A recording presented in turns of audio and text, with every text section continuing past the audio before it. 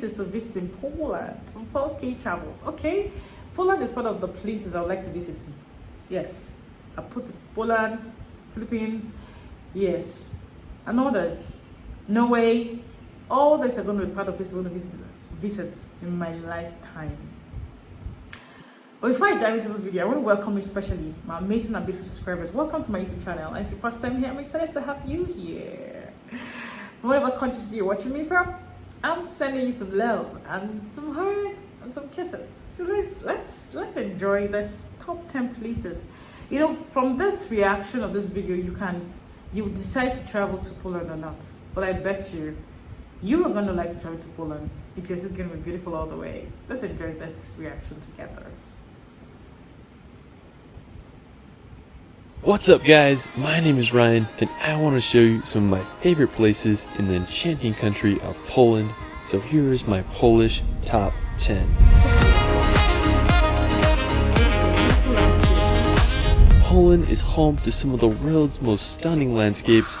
From the medieval old town of Gdansk to the towering Tatra mountains, Poland has so much to offer. Let's start this video off at the impressive city of Krakow. Now this may be one of my favorite cities in all of Poland. Located in the southern part of the country, Krakow was founded all the way back in the 7th century, so you best believe it's full of beautiful history and architecture. Now one of the most impressive sites is the Wawel Royal Castle. It was built during the 14th century and was the first UNESCO World Heritage Site. Wow. It features architectural styles from the medieval, Renaissance, and Baroque periods. Now from the castle, you can make the short 10-minute walk to the main square. This dates all the way back to the 13th century and it was the largest medieval town and squares in all of Europe, which is pretty crazy. And it's just fascinating to think of all the history that took place here. Now in the corner of the square is the St. Mary's Basilica, which was built back in the 14th century and it's a perfect example of Polish Gothic architecture. Another interesting feature of Krakow is the Kosciuszko Mound. It's an artificial hill that was modeled after other prehistoric mounds in the city. It was built in 1823 to commemorate the national hero named Tadeusz Kosciuszko. Wow. The mound is 112 feet high and there's a serpentine path that takes you to the top to enjoy the panoramic views of Krakow and the Vistula River.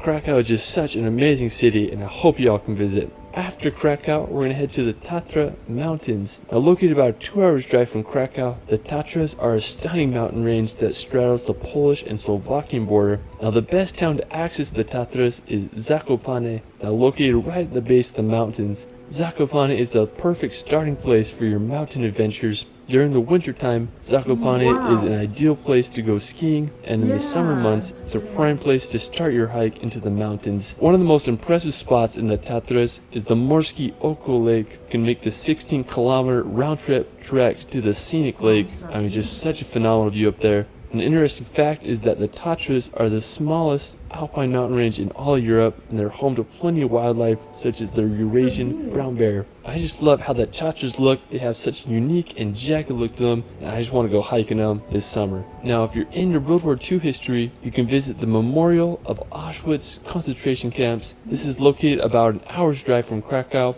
Now Auschwitz is infamously known to be one of the most horrific Nazi concentration camps. Over 1.1 million people died here. One of my favorite books I've ever read is called The Auschwitz Escape, and it tells the story of how 2 prisoners made their daring escape from this concentration camp. Now after, we're going to head to the northern part of Poland to visit Sopot. Now located right on the Baltic Sea, Sopot was established in the 8th century and grew as a commercial trading post and fishing village. Over the centuries, Sopot faced adversity as it was abandoned, burned, and then rebuilt, but in the early 19th century, Sopot started to gain popularity thanks to its spa and public baths, and it quickly became a holiday resort town. Today, Sopot is a thriving tourist attraction, where there you can take a walk on Europe's longest wooden pier, or you can enjoy the swans and endless sandy coastline. Now I understand why it's called the Polish Riviera. Now after Sopot, we're going to head over to neighboring Gdansk.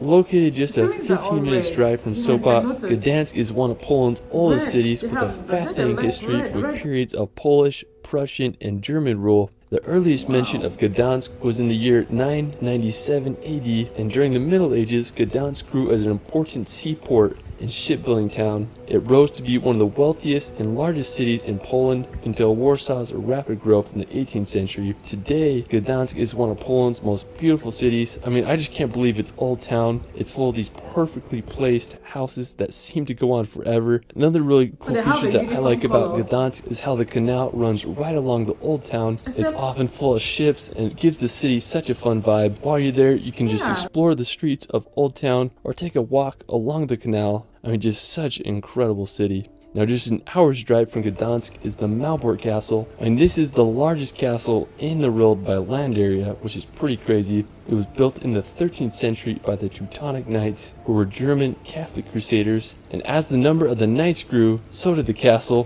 which encloses an area of 52 acres. I mean, it's just crazy to think that people were able to build such buildings back then. More than half of Malbork Castle was destroyed during World War II, but thankfully it was rebuilt to its former glory. Now, after Malbork, we're going to head over to the Masurian Lake District, located in northeastern Poland on the border of Kaliningrad. This lake district is one of the most visited lake districts in all of Central Europe, and it's home to over 2,000 lakes. It's a perfect place to go sailing, fishing, or just swim in the lake. I mean, I just can't think of a better place to go on a hot summer day. Now, aside from the lakes, the area is full of beautiful forests, perfect for hiking and exploring. The Masurian Lake District is definitely a hidden gem that deserves a visit. Another scenic place for nature lovers is the Pieniny National Park. Now, located in both southern Poland and northern Slovakia, Pieniny is one of the oldest and smallest national parks in all of Poland.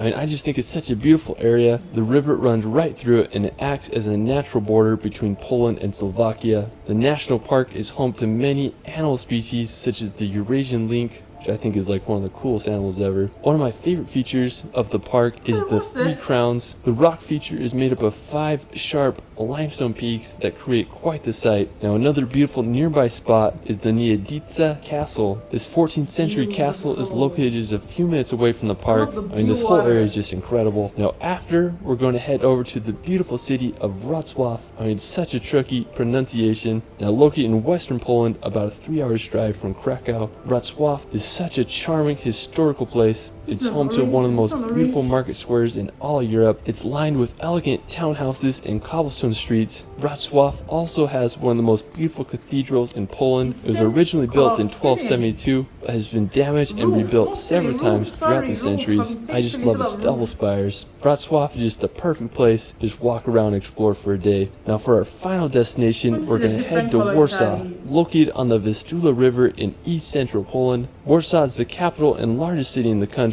Warsaw began to grow in the 16th century when the capital was moved there. It was called the Paris of the North, but sadly, Warsaw was damaged extensively during World War II, with over 85% of its buildings in ruins. Thankfully, today it's a bustling capital with a population of 1.8 million. One of my favorite buildings of the city is the Palace of Culture and Science. At 778 feet tall, it's the 5th tallest building in the EU. The crowning feature of the city is Warsaw's Old Town. It was established during the 13th century and is full of history and medieval architecture. Like the main part of the city, the Old Town was almost completely destroyed during World War II, but it was miraculously restored and was made a World Heritage Site in 1980. When you're there, you can just explore the square and marvel at all the history that took place in this medieval old town. Well, that is it for my Poland top 10. Let me know where your favorite place is in Poland in the comments below. I also started a relaxation channel where I post hour-long films with calming music to bring some peace and nature in your life. I'll be doing a film on Poland very soon. You can find me on TikTok and Instagram at shirley.films. It's Ryan, and we will see you later. First-hand experience. So thank you for this. It's amazing. Beautiful country, landscape, beautiful houses, mountains, raw, beautiful. I love it. Did you like this video? I liked it, and I know you enjoyed it. At least you learned something about Poland, isn't it? And I'll see you again. Thank you for staying this long with me. Bye-bye.